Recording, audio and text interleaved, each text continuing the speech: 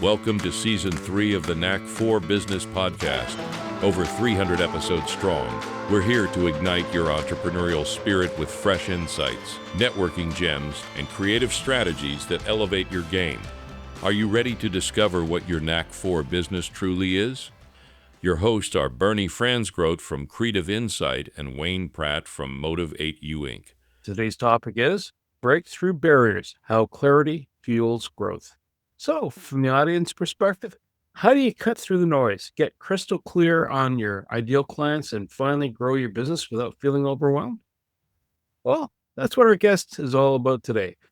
And her name is Anna Ludwinowski from Small Business Life. Anna is a strategic business coach, four-time entrepreneur, and former Canadian Army reservist with 32 years of business experience. She specializes in helping solopreneurs, coaches, and fractional executives clarify their value, connect with their ideal clients, and convert that clarity into sustainable business growth. Known for her no-fluff approach, Anna simplifies complex strategies, empowering business owners to scale with confidence without the overwhelm.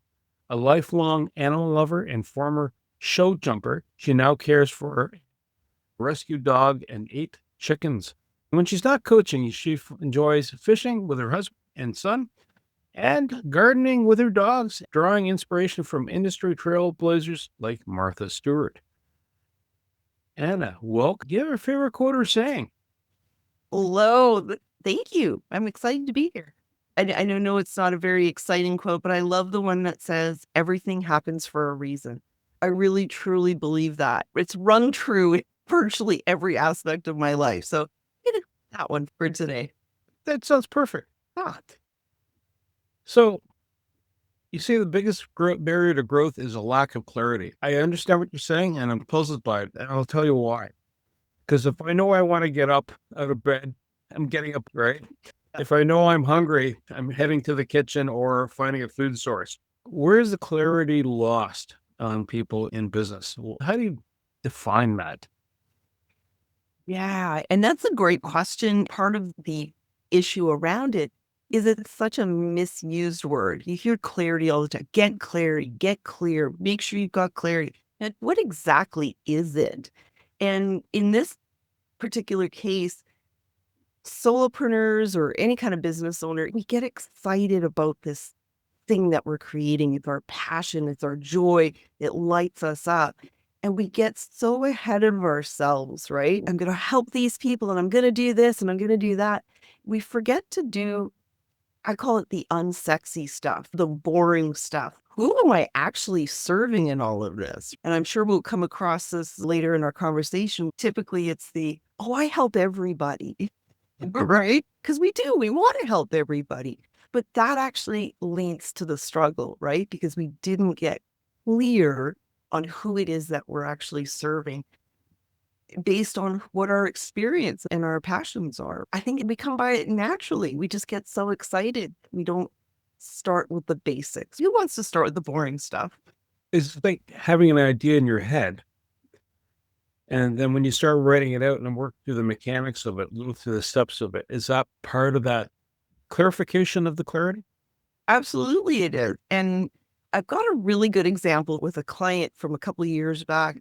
She loved baking. Nothing lit her up more than being able to bake birthday cakes for friends and family. Her family and friends were like, oh, you should open a bakery. So that's how she came to me. She wanted to open this bakery.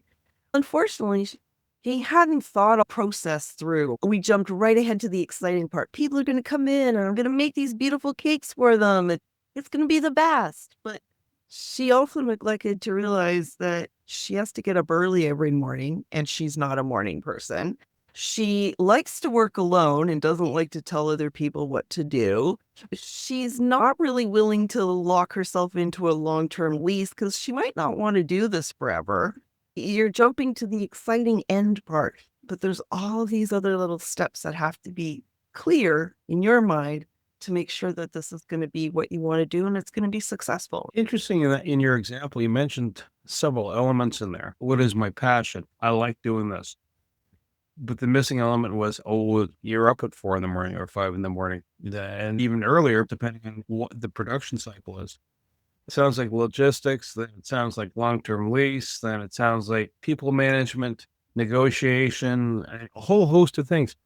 Does clarity also come about when you're having a team around you? In other words, I want to do this, and then either you're talking to your spouse, or best friend, colleague, even if you're working in the corporate landscape, and you want to strike out on my own. What does that Mhm. look like? What does that mean? Does that involve dialogue, getting other people? I've got a dream. Now, what does that dream look like? How does it take shape? Yes. And I Well, think that is, who's best? Like, maybe it's in the scale that you do this, right? Mhm. Does this sound like me? And then the person goes, yes, that sounds like you. It goes from there. Now, let's see, your friend is an accountant. The accountant expresses information, or the realtor expresses information going, okay, this is how much money I have, this, and so forth. Yeah. So do you have that team? You start bringing people in as that team becomes more forward? Yeah. In fact, that should be done right at the beginning. The problem is, who do we usually talk to when we first get our idea? We talk to family and friends, and they have our best interests at heart, generally speaking. And I've seen a lot of want to be solopreneurs that have come to me and said, oh, my family said, nah, I shouldn't do this. Or why don't you just and they mean, because they don't want to see you fail, right? But they might not be the most objective people to talk to. And that's when you should be talking to professionals like a real estate agent or a leasing agent. Just talking to them isn't a huge investment. It's not going to cost you anything, but they can provide some real insights into what you need as far as space cost, lease terms, things like that. Even talking to an accountant or bookkeeper, what kind of things do I need to set up? I've had a lot of solopreneurs that just put it all into one account and I pay with it, my credit card, and they don't make the business separate from their personal finance. And this becomes an issue, right? Talking to professionals, even a mentor that has business experience, like a business coach or a consultant, would be helpful because you're getting a non-partial opinion. There's no emotion attached to it like a friend or family member would have. Originally, you mentioned something about clients and servicing everybody. Sounds great. There's a lot of people out there, which is good, but not necessarily everybody's gonna go, I want one. How do you shape that ideal client? Because it's all about the messaging afterwards to reach them if they don't know about you. That's why I focus on clarity. I call it when you're building a home, right? Clarity is your basement. It's that foundation. It's not exciting, definitely not sexy, but it's necessary. If you don't have a good foundation, how on earth are you going to build these other layers like your offerings, your messaging, staff, growth, scale, all those other things if you don't have that really good clarity basement to start with? And yeah, all of that, if you don't know who you serve, and no, everyone is not who you serve. And if you think you can serve everyone, that becomes muddled messaging. That's not clarity. Because if you're talking to this person's not connecting with you. They're just completely different ends. It's really important for sure. Do you find that that's type of segmentation? In other words, age could be a driver, generational view can be a driver, location can be a driver, type of service. Not everybody wants to get their legs waxed because I can tell you, I don't think it's just me. If I were a floor model type person or a swimmer, maybe I would, but because I understand there's a wee bit of pain involved in that too. Yeah. And I think that's where you really have to focus. And I know it's really hard when you're first starting out your business because people aren't beating a path to your door, right? The money's not flowing necessarily. And so we get into that. I can help anybody. Whoever needs me, I'll go and help them. And there's this sort of frantic, I'll just take any kind of business, right? And that's actually not going to help you at all because now you're watering down your offering, right? By being specific, you can niche yourself into a corner, right? But when you're specific and you're talking to that person who needs their legs waxed, the person who doesn't need them waxed isn't interested in your services, and that's okay. Maybe they're interested in beard trims. Okay, that's cool. You want to be specific because you want to talk to that person that actually will need your services. So when you develop a message, you go, well, hey, I found my ideal client. It's somebody who's either 20 something, 30 something, male, female, doesn't matter, but they live in this area or they're likely looking for this. Let's say they're outdoorsy type and they want to go camping. Not everybody wants to go camping. Once you got that client identified or group, how do you clarify the message? How do you make it so that it resonates with them? Man, that is a good question. Basically, what I usually start with when I'm talking to somebody about this is, what about let's use the camping example, right? What about Sure. camping is the value that you're going to bring to that? That's really the essence of it. What is the value that your experience, knowledge, training, whatever it is, what is the value that it's going to bring to them? Is it going to save them money? Is it going to save them time? Is it informing them of something that isn't well known? Whatever. There's a number of different ways to break it down, but you want to be giving them value. That's really the essence. You can Google it, right? I mean, you can ask Chat GPT or whatever, but that comes from your experience, your expertise, and your knowledge. And I think a lot of times people forget that part. They go, what have I done? If you've been in corporate for 24 years and you've been in sales, that's where all your expertise comes from. That's a lot of valuable information that somebody might be needing. Or if you've been a lifelong hiker and outdoors person, right? Then somebody who's new to that would love to tap into your expertise because it's going to save them time, money, pain, injury, even they're not doing things correctly. So I think that's really the essence of it for sure. It almost, we're talking about clarity in a very focused way. It sounds like it's the clarity is well established and the messaging is going out. Yeah. That the moment requires agility. In other words, you got to adjust the product. Does the clarity help take away the stress of, today for the camper, it's not purple, it's green. And it comes in matte finish or it's plush for your camping gear. It'll cradle you, it'll hug you, etc. Those variables might kick in because the supply chain may have changed up, or if you're using the baking example, you can't get a certain type of filling for that pie or cake, etc. And all of a sudden, that was a good seller, but the clarity of the message is still there. So does that help take away the stress? I absolutely think so. And I actually really like the examples that you gave. If you're clear on what value you provide to your audience, your ICP, your ideal client profile, any of those kind of changes aren't going to be a big deal. Now, I'm not going to say they're not going to stress you out because supply chain or whatever is going to stress any business owner, but it's still going to give you that confidence in knowing, well, does this next thing still align with what I'm trying to provide here for my ideal client? And if it doesn't, then maybe that's not the route to go. This is actually something I've experienced in my packaging company that I co-own with my husband. Through the pandemic, we had a lot of supply chain issues and the opportunity to bring in supplies from other places, but it didn't align with what we were doing. We really wanted to focus on providing Canadian-made product. Yes, we had the opportunity to bring it in from overseas, but it wasn't fitting with our clear messaging of how we want to support Canadian businesses. So that was easy. That wasn't a choice. So you see, when you have that clarity, those kind of things don't become as big of a deal. It's when we're floundering in our focus, that's when those issues become even bigger. And there's enough business issues. You don't need extra stress from lack of clarity. It's interesting. You're looking for clarity. You have to have your mission and goals established.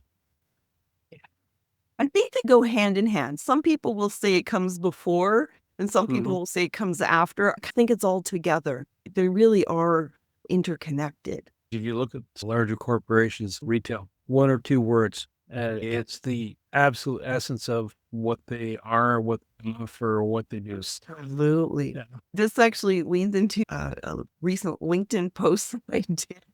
And when you don't have clarity, when somebody says, hey, Bernie, what do you do?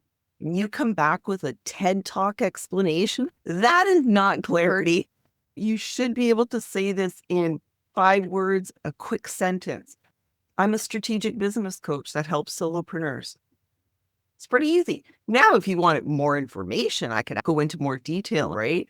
But it doesn't require a TED Talk. Does that make sense? It almost reminds me of the way you've just described it. It's like walking into the kitchen when my spouse is cooking some really awesome food. And all of a sudden I catch a whiff of it in the air. Right. Yeah. And then I look at her and I'm like, oh, what's that? And then it's like, Hey, right? Like you said, oh, what's that? Would she then tell you the recipe? Of course, but not when you're just walking by the kitchen. That kind of thing. that's good. How soon is it available for consumer appreciation? Yeah, that might have been a better example. But it's awesome. So when you have that clarity and you start moving forward in your business, how does that interlope with pricing, delivery, warranties, marketing? How do you bring these things together now? Because pricing, you have to pay for the raw goods, you have to pay for your time. You might have to pay for someone else to help sell it. You have to pay for the marketing. If you're shipping it to somebody, say you're manufacturing, you're shipping a distributor, you got to leave a margin in there for them. Someone was telling me one of the major chains in Canada, by the time the product hits their shelf, you have to allow for another 40% up for them to cover their costs. Absolutely. Like you're renting their shelves. Yeah, they have costs, right? They have Yep. their lease, their staffing, their overhead, their marketing, all of that. And you are looking at at minimum 40, if not 50%, for sure. It's all part of the whole thing though, right? When you're clear on what you're offering and the value you bring, whether it's products or services, it makes it easy for these other pieces to come into play, especially when it comes to something like marketing. Obviously, marketing, there's 1,000 different opportunities, right? You can be on TikTok, Facebook, whatever. There's any number of opportunities, but does it align with what you're offering? And is it where your ideal client's hanging out? And I think those two are really key. If I use examples like Chanel high-end bags and clothing, where are they marketing? Are they marketing themselves on TikTok? No, because that's not where their market is hanging out. Because they're clear about who their client is. They're in high-end magazines and promotional materials that way. So it becomes easier once you know who your ideal client is and that clarity of focus. So part of what you offer to folks to help them sort through these things, walk me through some of the exercises or frameworks that you employ to have them go, aha, have that eureka moment. Oh, yeah, there's a few. The one that really stands out for me, and it's one where people are like, I can't seem to get the messaging right. They don't have that clarity of messaging, obviously, because of the clarity of who they're serving. One of the easiest exercises that we do is we do some research. And what are your ideal clients what are the words that they're actually using to find you? And that's why you're not being found. Is oftentimes there's a disparity between what we think they're looking for and what they're actually looking for. I had a client who had been a chief operating officer in a corporate setting, was downsized and decided to go into fractional work. But she marketed herself as an operations consultant. Technically, that's true. That's what she'd been doing. But her clients weren't looking for that. They were looking for things like Series A startup, SaaS, keywords that she wasn't using. Once we did that research and saw what words her clients were using, that made it easier to nail down her messaging.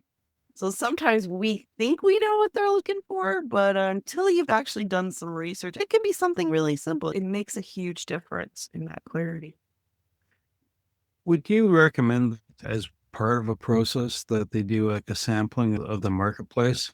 For example, I remember when the hospital I was working for, they wanted to do something for Staff Appreciation Day, and they wanted to know, do we hand out this or that? And we just did a random sampling. We went into the cafeteria and then, what do you think? Because the bulk of the population is not C-suite. The bulk of the population isn't just medical staff. It could be engineering staff, cleaning staff, admin staff, et cetera. So there's a fairly broad spectrum in that environment. Do you recommend doing a survey approach?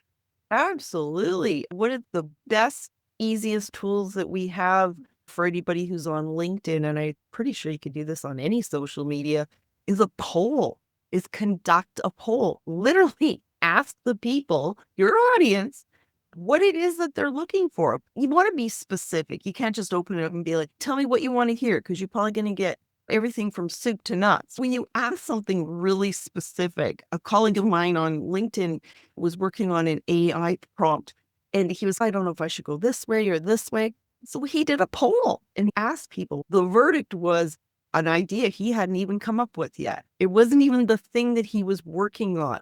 So that saved him the time and effort of creating something that his audience wasn't even looking for. And it directed him to move those efforts into the thing that they were looking for. That was a win-win, right? So ask people. Sometimes I think we're afraid to ask because we think, I should know all this, but we don't. We know what we know, but we also need to know what they want from us. I think the other element of the clarity piece, when you have that message, then is coming across confidently. Oh, yeah. And how important is that? It's hugely important. This is a critical piece of the puzzle. Would you want to do business with someone who wasn't confident in their business? Well, you wouldn't, right? Because you're coming to them not feeling confident about what, the challenges you have, the pain points you have. And now you're talking to someone who doesn't feel comfortable and confident in themselves and what they do. I probably wouldn't go with them. Would you? I wouldn't want the nervous dentist, the hands jittering inside the ear. Or the brain surgeon? That's not going to work. You want someone who's got that confidence. And I know that this can feel a little bit difficult for people who are more introverted. But being confident doesn't mean you have to be arrogant or anything like that. It's confidence in your abilities to solve their problems. So as a business grows, someone develops the message and starts connecting with the customer base. More people go, hey, heads start turning and they start paying attention. And more importantly, they start acquiring the goods or services that you have. If you start adding resources around you, either contracts, staff, people facing the client base, from the marketing perspective, how do you keep them aligned with your messaging too at the same time? That is a great question. If you're not clear in what you do and who you serve and how you help them, how are all these other people that you're bringing going to know? They're not. So then it goes back to you have to be clear.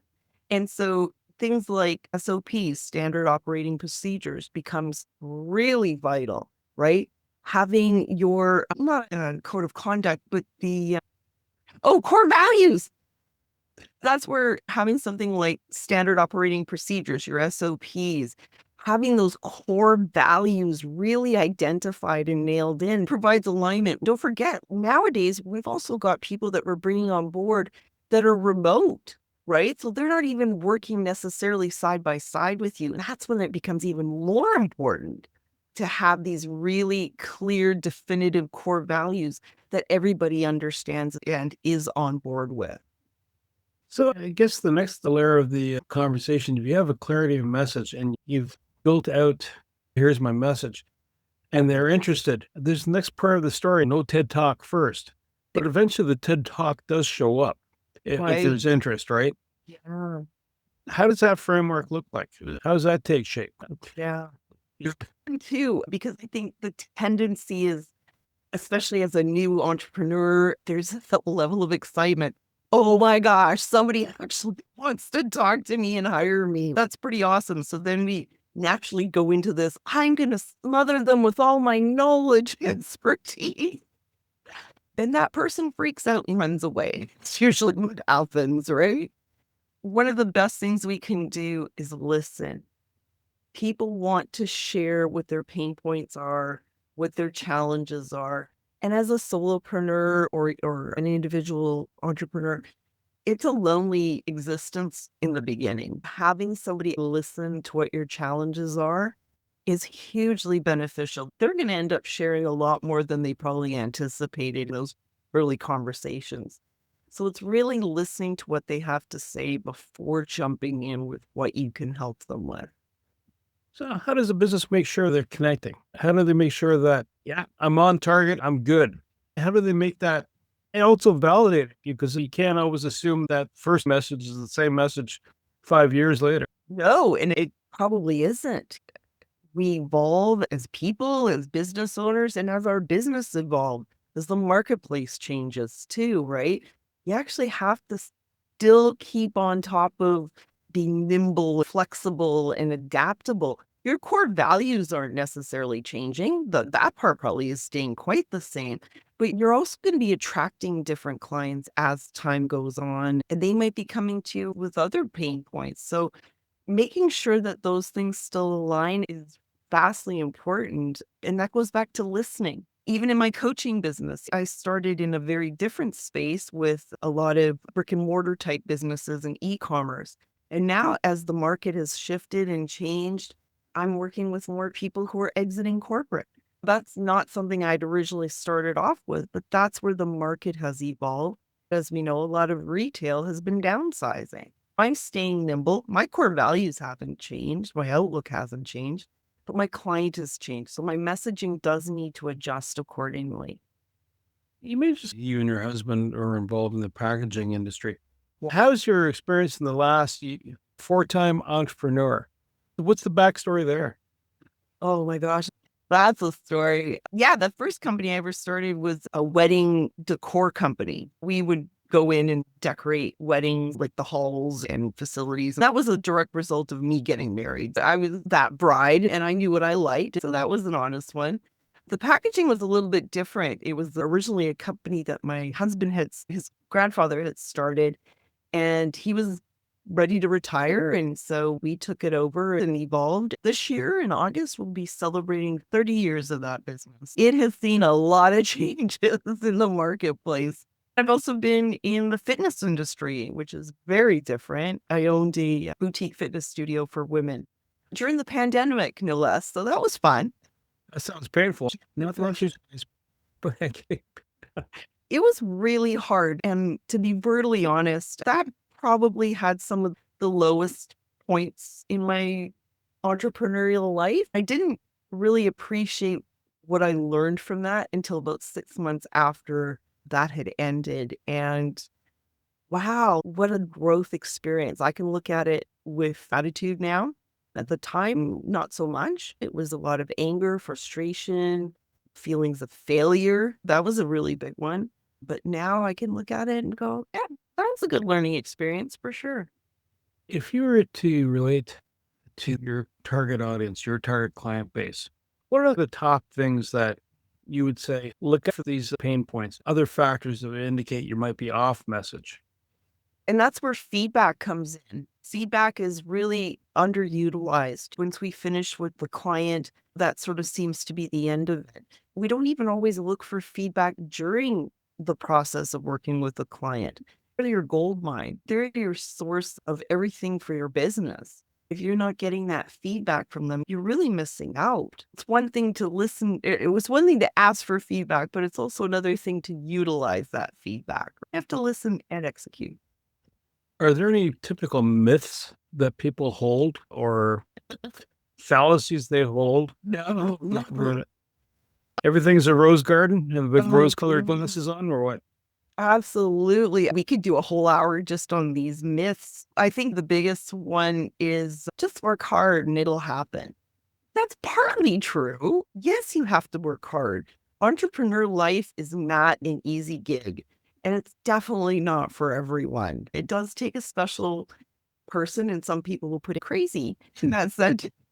Yes, you have to work hard, but you have to be strategic about it. And I think that's one of the hardest things when I see a client that comes in that's been struggling for years and they can't work any harder. They're giving it their all, but they're not being strategic about it. So I know the saying is don't work harder, work smarter.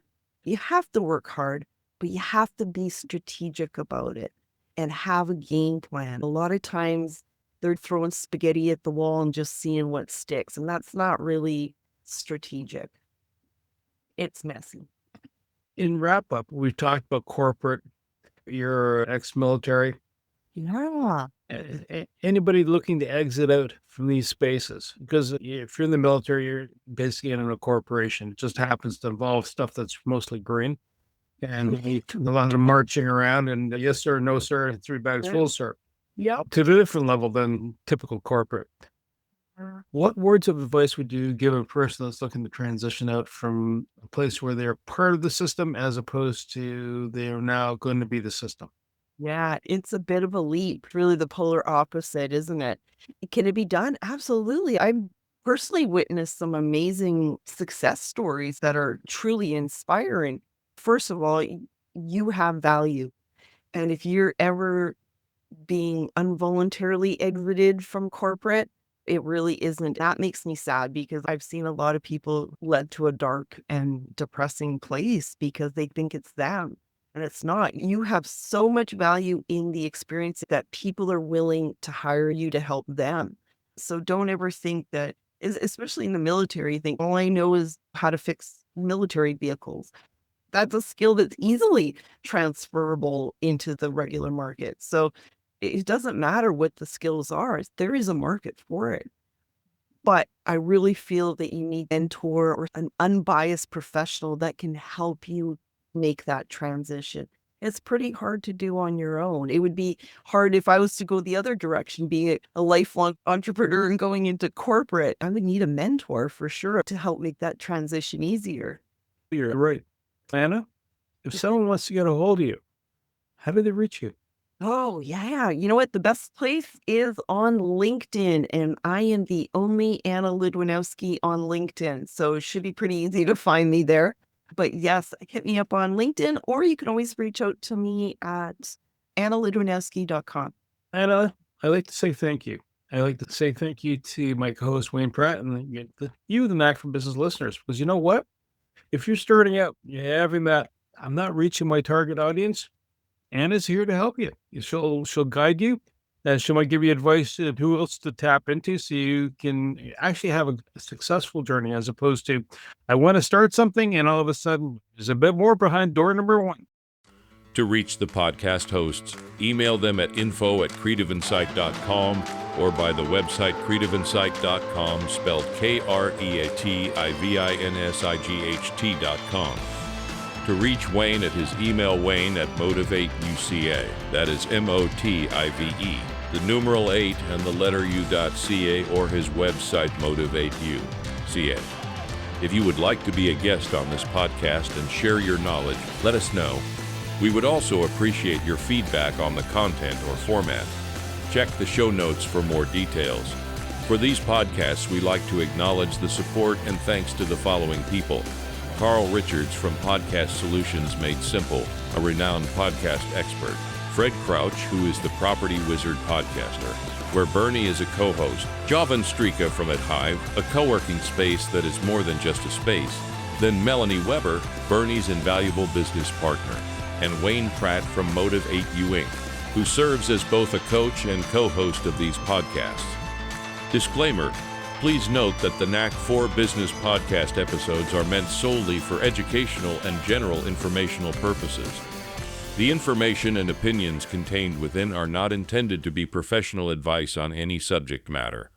The thoughts, views, and opinions expressed by the participants are their own personal beliefs and do not represent the views of the podcast hosts or any affiliated organizations. It is important to note that this podcast is not a replacement for consulting with certified experts in your area who possess knowledge of your unique situation. The hosts of the podcast, along with any participants or affiliated groups, do not take responsibility for any actions taken or not taken based on the information presented in this episode.